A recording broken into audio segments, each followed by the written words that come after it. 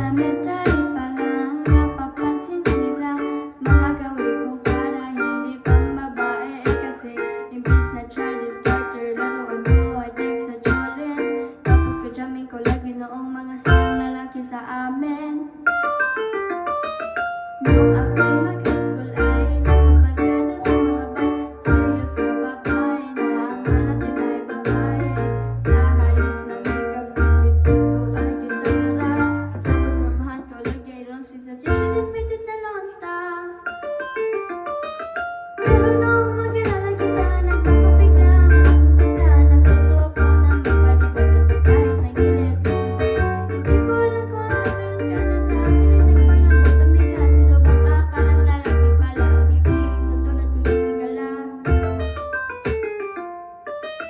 Kahit ako'y titibok-tibok, puso ko ay titibok-tibok pa rin sa'yo.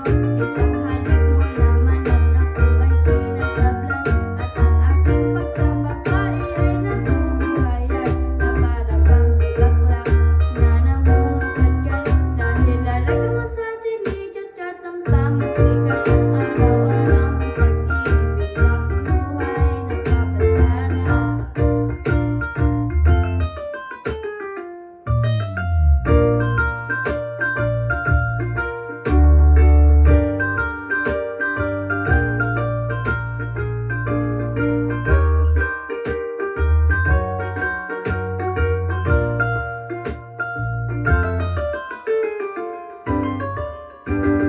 Nung tayo'y nagkalitsyay, saka ko lamang binigay ang matamis na oo sa uban mong tinabaho.